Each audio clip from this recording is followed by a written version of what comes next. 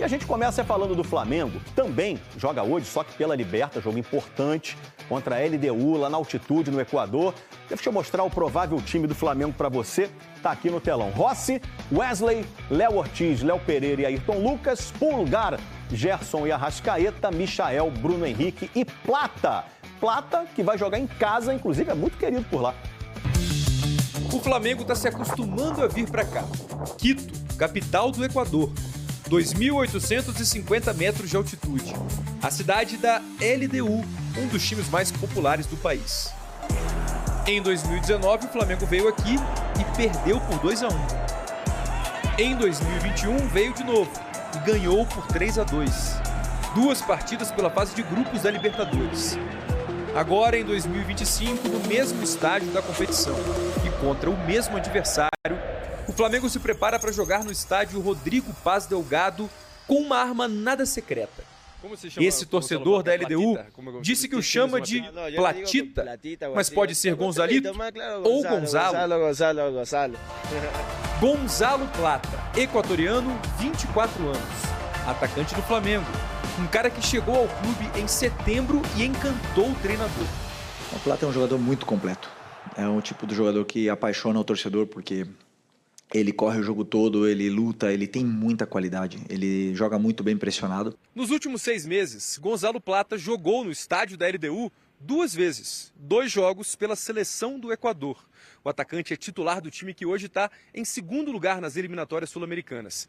Plata voltou a ser convocado depois que começou a vestir a camisa do Flamengo. Essa foi a melhor escolha que eu pude fazer na minha vida. Tinha muito tempo que eu não voltava à seleção do meu país e tinha certeza que se eu viesse para o Flamengo, ia voltar à seleção, ia fazer coisas mais importantes, ia conseguir alcançar o ritmo e ser o jogador que as pessoas esperam. Esse torcedor da LDU diz que Plata está melhorando muito, subiu demais de rendimento. Está no auge. E que por isso torce para que ele não faça gols na LDU e que sofra com a altitude. O Flamengo tem um aproveitamento bem baixo disputando a Libertadores na altitude desde 2019. Só 29%. Quando joga fora de casa, no nível do mar, esse número passa de 62%. Só que dessa vez, nos quase 3.000 metros de Quito, o Flamengo tem alguém acostumado com tudo isso. Esse torcedor do Deportivo Quito, rival da LDU, diz que os jogadores equatorianos que moram fora do país têm memória de altitude, ou seja, não se afetam com isso. Para ele, Plata é uma grande arma do Flamengo e que o atacante vai estragar a festa da LDU. Nós vamos jogar a festa. Programa de milhagem aqui do nosso Sport Center, porque o Flamengo entra em campo com transmissão da ESPN na Libertadores contra a LDU. Mendel, conta pra gente tudo aí da preparação, tudo certo pro jogo? Bom dia pra você.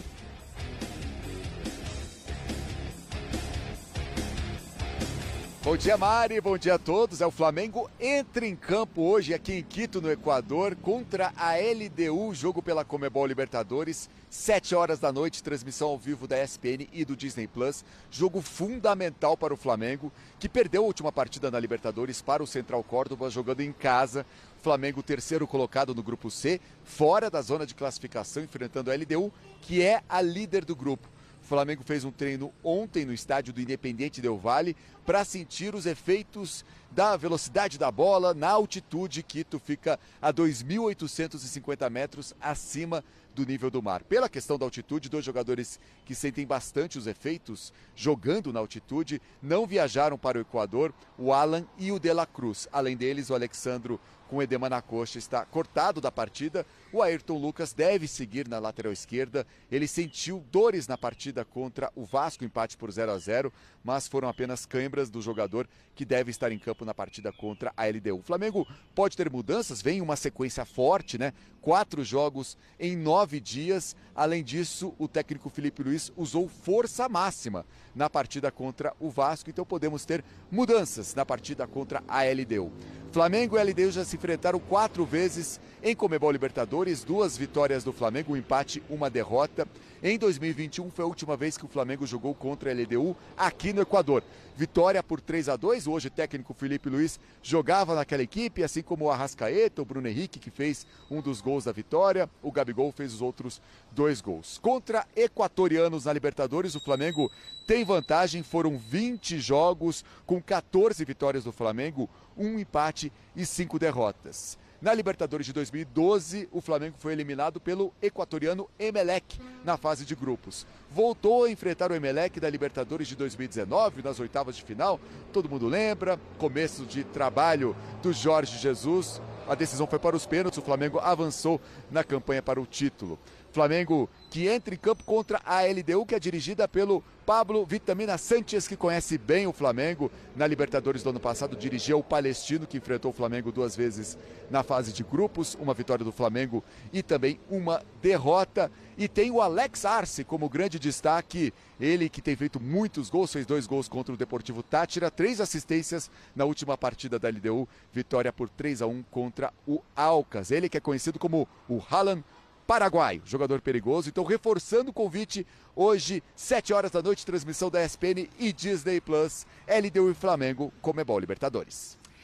Mendel, fica com a gente aqui no papo e até desenhando esse histórico de Flamengo e LDU, a gente tem aqui na tela, então, retomando, desde 2019, é tipo o Palmeiras e Cerro, que a gente fala que tem toda a Libertadores, tem Flamengo e LDU também. Em 2019, o 3-1 e depois 2-1, em 2021, 3-2 para o Flamengo, e depois o 2-2, ou seja, em 2021 consegue o resultado também, todos os jogos ali pela Libertadores, mas consegue o resultado fora de casa. A gente brinca aqui, né, Jailson, como as coisas mudam muito no Flamengo, porque a exigência é sempre de um resultado muito alto, não só do resultado, é a performance como um todo. O que o jogo do Vasco afeta para o jogo da Libertadores, ou são coisas separadas no Flamengo? Não são coisas separadas, tanto que depois de lá que poupou alguns jogadores contra o Central Córdoba, a torcida já veio em cima, justamente cobrando essa questão de preferência por competição, de que a gente vai jogar com os titulares aqui, vai jogar... Não tem como, tanto que o Boto já falou, a gente não tem essa de preferência não, a gente vai tentar brigar em todas as frentes. E é isso, acredito assim... Empate com o Vasco, tudo bem que é o rival, mas o Flamengo criou lá diversas oportunidades e novamente não conseguiu fazer o gol, né? Não conseguiu marcar. Léo Jardim foi um absurdo. Oi? Léo Jardim foi um absurdo. Não, exatamente. Foi um jogo espetacular do Léo Jardim, mas tem tido já, é um problema recorrente, né? A gente já vem falando isso aqui há algum tempo.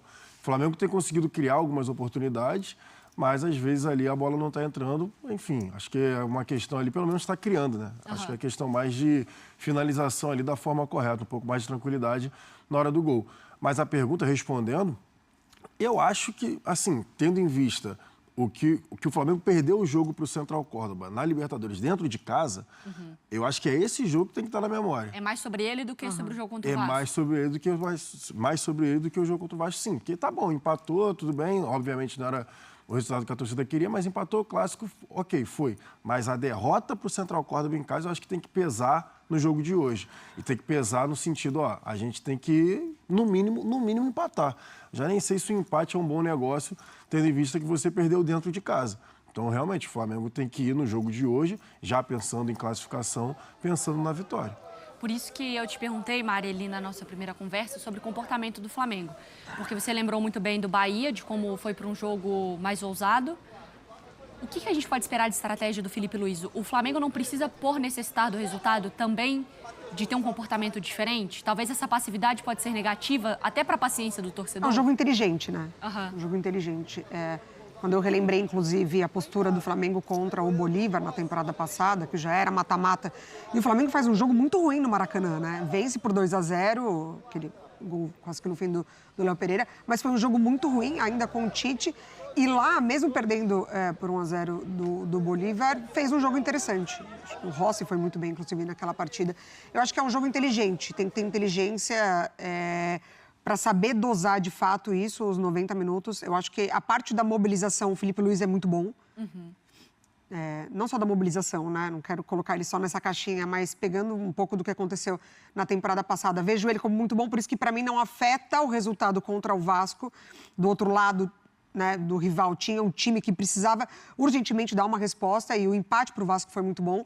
Então, acho que esse jogo de inteligência é justamente você entender o momento certo de você subir a pressão, de você baixar um pouquinho, de você encontrar os espaços pelos lados, Porque o contra-ataque ele é muito oferecido, né? Nesse tipo de partida. Mas ele é tão perigoso quanto, porque é aí que você se cansa se você insistentemente fica só apostando nos contra-ataques. Mas para mim, o crucial é justamente isso. Criou oportunidades, precisa aproveitar. Assim, não dá para você, contra o Vasco, 17 finalizações, 7 no alvo, você não vai ter esse volume todo. Mas você vai precisar reduzir essa diferença do aproveitamento para as chances criadas. Então, o Flamengo hoje ele precisa aproveitar as chances que criar. Tem uma situação que eu acho que vale a gente falar aqui, que a gente sempre tenta trazer aqui no Sport Center, principalmente quando é pré-jogo, a LDU, estava falando ali na primeira hora, ataca muito por fora. Muitos alas, o Quiones, como eu falei, pelo lado esquerdo, o De La Cruz, né, o De La Cruz da LDU vai jogar. Também ataca muito pela ponta. Os dois jogadores na ala também atacam muito. Então, hoje, provavelmente, é um jogo que a gente vai ver o Wesley um pouco mais preso. O Wesley vai precisar defender mais do que atacar. É isso que eu estou querendo dizer. Por isso que eu citei a questão do Varela. O Varela já fez bons jogos pelo lado esquerdo e, defensivamente, o Varela é mais seguro do que o Ayrton Lucas. Só que tem uma situação que eu acho que vale a pena a gente dizer, que, por exemplo, hoje o De La Cruz não joga, porque tem as questões lá com a altitude. O do Flamengo. O do Flamengo, né? O De La Cruz do Flamengo, isso. O De La Cruz do Flamengo não joga porque tem as questões com a altitude. Então, por exemplo, você já perde o segundo volante que está encaixado com o Pulgar. O Gerson provavelmente vai sair da meia direita, que é o que ele vem fazendo, para jogar ao lado do Pulgar. O que muda no Flamengo isso? É exatamente esse ponto para mim, porque o Flamengo, quando ele joga com o quarteto ali, o titular, Pulgar, De La Cruz, Gerson e o Arrascaeta, tende a dominar o meio-campo. Com isso, tende a ter um pouco mais de posse de bola. E a Mari estava dizendo em questão de jogo inteligente, ainda mais na altitude contra, é importante você ter a bola, que você vai se defender com a bola e você vai impedir que seu adversário consiga dar aquela velocidade, aquela dinâmica, que é o que eles querem fazer. Justamente por conta dessa questão do adversário não estar acostumado com a altitude.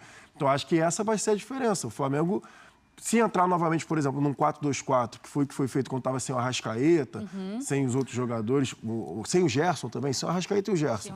Que aí estava o De La Cruz e o Pulgar fazendo o meio e os jogadores mais de ataque fazendo as alas. Acho que pode ser um ponto assim. Pode ter a questão do contra-ataque, como a Mari Pereira falou, em relação a você explorar, só que aí pode ficar pouco com a bola.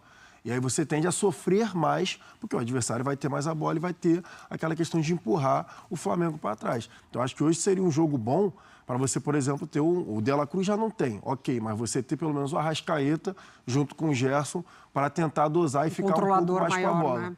O Tátira, das vezes que chegou e tentou forçar ele deu lá na altitude, foi muito do lado do De La Cruz deles, que é o lado direito, justamente porque ele apoia muito. Então, o lado esquerdo do ataque do Tátira forçou muito, porque o De La Cruz avançava, o zagueiro pela direita fechava para cobrir o espaço dele, e ali pode ser uma boa desse primeiro atacante. Entre as linhas do Entre as linhas do lateral e o zagueiro. A cobertura errada do zagueiro. Exatamente. O zagueiro vai sair para cobrir esse primeiro atacante da profundidade do Flamengo, ele pode ser muito importante. E com esses dois jogadores que entendem muito do jogo, né, de leitura, Arrascaeta e Gerson, esse passe de fato pode entrar. Porque aí pode entrar nessa conversa. É isso aí, nação rubro-negra. Hoje é dia de guerra, hoje é dia de decisão. Hoje tem Flamengo passando na sua telinha. 7 horas da noite, né? 19 horas, a bola vai rolar. Então o Flamengo vai hoje jogar no alto do morro, né, na altitude, na casa da LDU. É um jogo super difícil, mas eu tô confiante na vitória do Mengão e eu quero saber de vocês, pra vocês, quanto será o placar desse grande confronto? Deixa aqui nos comentários pra gente estar debatendo sobre esse grande assunto. O Flamengo vai com o time completaço, vai com o time completo, vai com Gonzalo Plata de titular, Michael irá permanecer no time, né? Eu colocaria o Juninho no lugar do Bruno Henrique. Pra mim, o Felipe Luiz tem que dar mais oportunidades ao Juninho, né? Um jogador muito voluntário, um cara que corre pra todo mundo, um cara que se dedica. Bruno Henrique não vem vivendo um bom momento por tudo que vem acontecendo, né, como na sua vida particular. Então, assim, eu daria mais uma oportunidade ao Juninho para que ele pudesse dizer para que veio para o Flamengo, né? Vocês concordam? Mas eu tô muito confiante. Para mim, o meu placar hoje, né, vai ser 3-0 Flamengo. Pronto, 3-1, tá bom para vocês? Então tá, vou botar 3-0. Eu acho que o Flamengo não vai sofrer gols hoje. Ou 2-0, 3-0, pra mim já tava excelente. Vocês concordam? O que vocês acham? Quero ver a opinião de todos vocês. E agora, né, falando sobre o Mercadão da Bola, as pessoas aí falando que o Renier vai voltar, que o Carlos Alcaraz vai voltar, mas eu quero falar sobre o setor de ataque, porque o Flamengo precisa. A gente não sabe quanto que o Pedro está em 100%, né? O jogador vem entrando no segundo tempo, né? Um atleta que vai ajudar muito o Flamengo, mas o Pedro não está 100%. E o Michael, né, vem assim... a nação vem pegando em cima vem pegando no pé do Michael, a mesma coisa o Cebolinha. Esses dois jogadores, Michael e Cebolinha, podem ser negociados no fim da temporada, e o nome do Roger Guedes ganha muita força, né, nos bastidores rubro-negro. O Felipe Luiz gosta muito, é um cara decisivo, é um cara que o Flamengo busca, né, é um cara decisivo. O Roger Guedes tem essa personalidade, é um cara que faz gols, em clássicos, sabe, faz gols em decisões. Então eu quero saber de vocês, seria uma boa ver o Roger Guedes com a camisa do Flamengo, sim ou não? Deixa aqui nos comentários pra gente estar debatendo sobre esse grande assunto. Eu tô indo nessa. Saudações rubro-negras. Fiquem com Deus.